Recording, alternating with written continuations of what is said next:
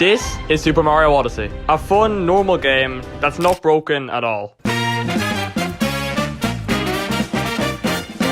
If you asked anyone the most broken speedrun category in Super Mario Odyssey, the chances are they'd most likely say minimum captures. This speedrun involves beating the game while capturing the least amount of enemies possible. But can an average player like me complete what is arguably the hardest and most complex Mario Odyssey speedrun? Well, we're about to find out. Like always, I started off in Cap Kingdom, and there were no challenges until I got to the first sub-area. It seems impossible to scale this section without a capture, but you can actually do it with a triple jump and a well-timed cappy throw. Anyways, once I finally made the jump, the hardest part of the section was out of the way, and the rest of the jumps were really easy to clear. So next up is Topper, who is incredibly easy since you don't have to capture anything to beat him, so I quickly completed the boss fight, and that's where I got my first required capture.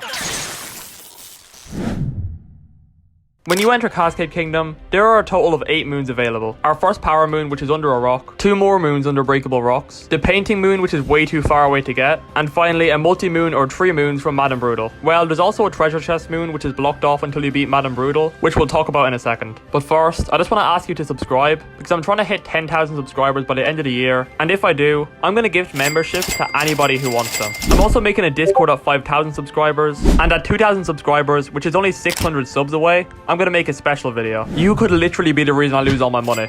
So if you haven't already, please subscribe. But anyways, back to the video. After walking up to the first moon, I realized that you needed to capture the chain chomp to collect it. And you can't even try skip by the moon, because the bridge that you normally use to walk across doesn't spawn until you collect the moon. So instead of using the bridge, we can just use a well-timed cap. Oh, but that's okay because there's a small crack in the invisible wall, which we can jump through, make it around to this section, and just go to the 2D. Oh, at this point, it was not looking good. And even after jumping up on the tall rock pillar, I went over to the boss, and the cutscene didn't trigger. This is because you can't beat the boss until you collect the first moon, which is something I cannot do. And even if we could beat the first boss, it still costs 3 captures, so there's no point of going for that. So I needed a new plan. Out of all the 8 available moons, 6 of them need captures, 1 requires you to beat the boss, which also technically requires captures, and then the other requires you to get a painting which is found in a different kingdom. We needed a total of 5 moons to leave the kingdom, so I turned to the most promising one, the painting moon. It's the only one that doesn't need a capture, and even though it was so far away from any other points in the kingdom, there was a 2-player glitch that could help.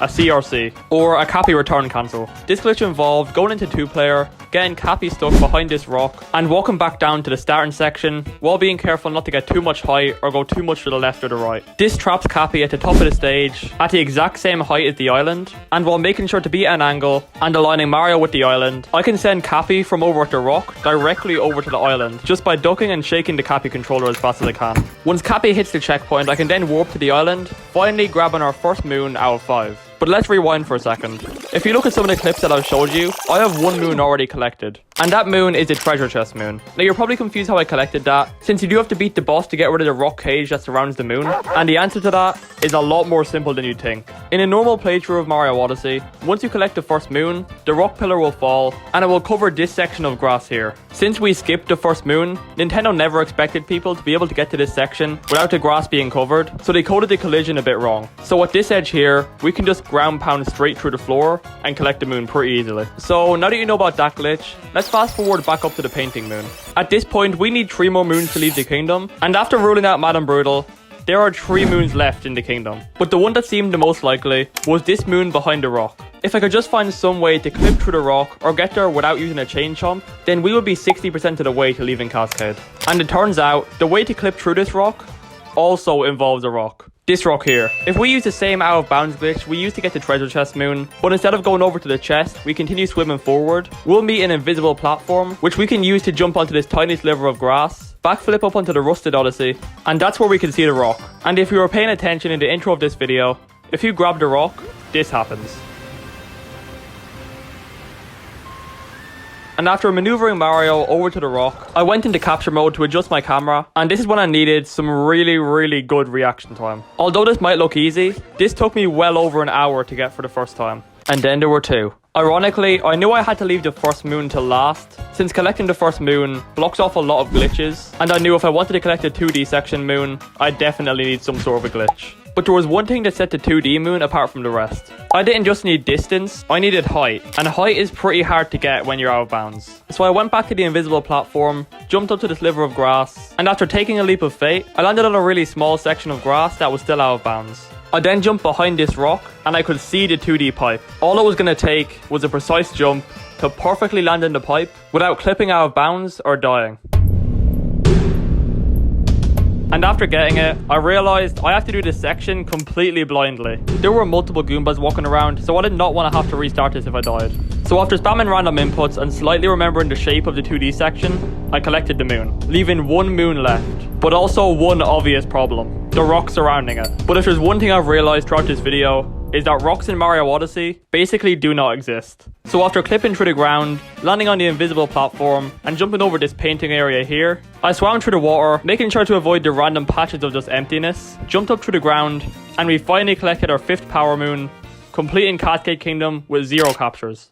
Actually, you captured a spark pylon in Cap Kingdom. I actually just do not care. We have now made it to Sand Kingdom, and besides a bit of rerouting, this kingdom is basically the exact same. Except for one thing. Instead of leaving the kingdom once I collect all my moons, I instead have to finish off the main story. Or at least the first step of it. I have to beat Harriet to unlock this painting here, which transports me to Metro Kingdom, where I can do the next incredibly hard glitch in this speedrun. Metro Kingdom is impossible to complete without using a capture, unless you get to Metro Kingdom while it's still daytime, which allows you to skip the tank capture. But how do you do this? Well, to answer your question, all it requires is pressing the Y button, and then pressing the Y button exactly 3.13 seconds later, which is frame perfect. And that's not even the hard part. You have to wait over 1 minute and 40 seconds every single time to even attempt this glitch. And if you fail, you have to go for another minute 40 seconds to have a very slim chance at getting it. This is because it's another CRC like in Cascade Kingdom.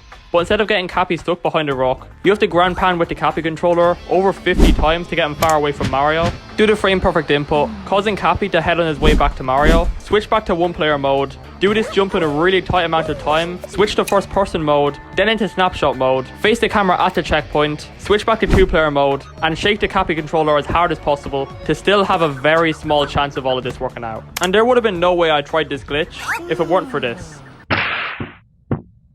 Every time I hear the loud slap sound, that means I have to ground pound with the Cappy controller, and when I hear the ending beat, that means it's time to start pressing buttons on the Mario controller and get ready for the frame perfect inputs. Listening to that song was over 4 hours of my life, and in the end, I'm going to be completely honest, I just could not get it. So to answer the question, can an average player like me complete this speedrun? The answer is no. But if this video can gain me 30 subscribers, that's it. I'll do this again, and I'll beat the game in less than 5 captures. So thanks for watching, make sure to like and subscribe, and I'll see you in the next video. Goodbye.